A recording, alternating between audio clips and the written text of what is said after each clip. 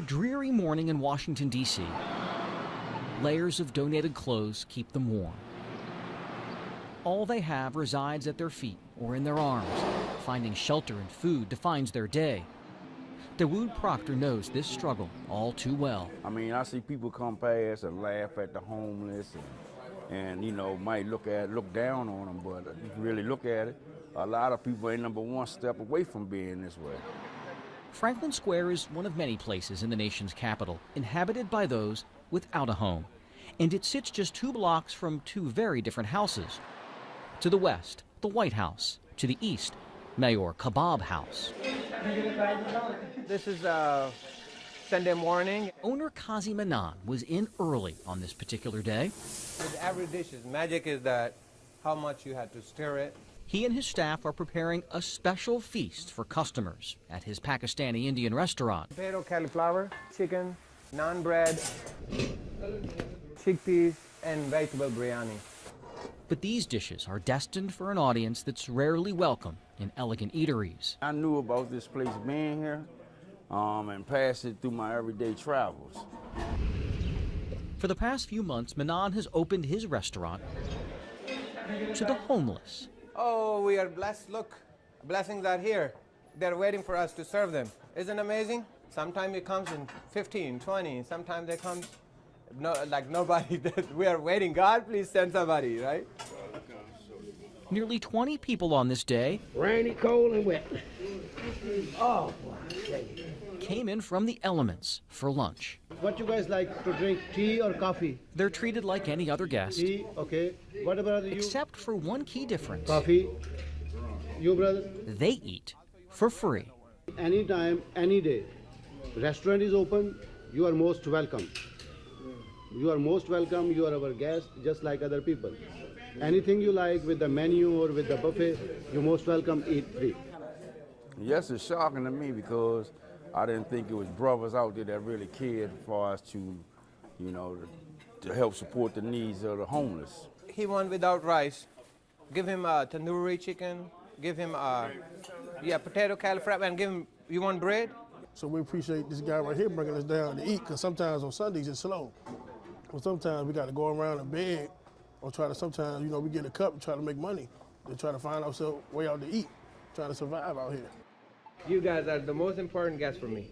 Manan's boundless optimism and love of food was not cultivated at a high-profile culinary institute. A lot of ginger and garlic paste. His desire to provide stems from a painful uncertainty that defined his childhood. Qazi Manan grew up on a farm in a small village in Pakistan. He had 9 siblings. We didn't have any electricity. We didn't have any running water. And the school was, believe me or not, was under the tree. My elementary school, we didn't have a building. I study under the tree. When the rains, really hard rains start, teachers say go home because there is no building. To support his family, he went to work at 12 selling ice. The best school was 4 miles away, so that's how far he walked to get a formal education.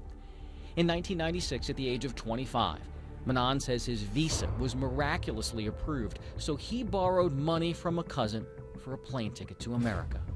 He started as a cashier, earning $3 an hour at this gas station in one of the district's toughest neighborhoods.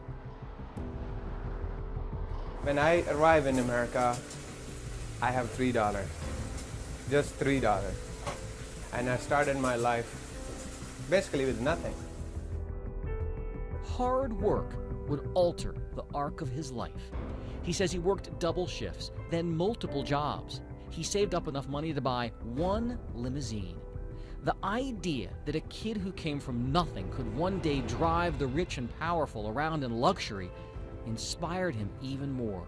1 limo turned into a fleet of vehicles. His business flourished enough that some 20 years later, he opened his own restaurant. That's called American dream. You know this is the only country where you say American dream, not in any other country. Wow. So yeah, he kind of understands.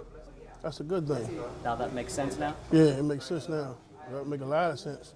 He was blessed to obtain things through his struggle, and it's like he didn't ever give up. But to fully understand this man, you should know one more thing. I love to prepare this food for a homeless shelter. Every Sunday, he makes extra food and delivers it himself to those in need in another part of the city.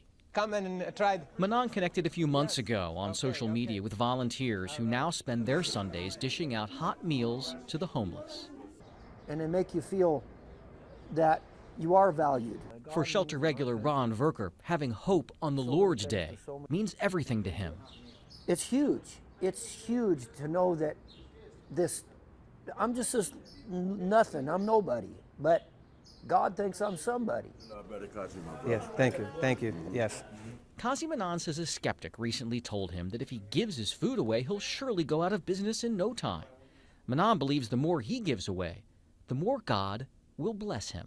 I think this is all from God, and because of my mission is from God.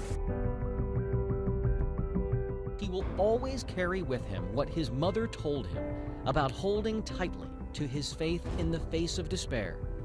She said, if you share even when you don't have, God will take you from darkness to light. That's the whole answer to life.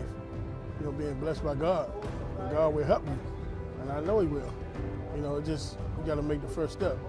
He ain't going to do everything for you. Jay Korf. In my heart, it feels a blessing. It's a blessing from God. ABC 7 News.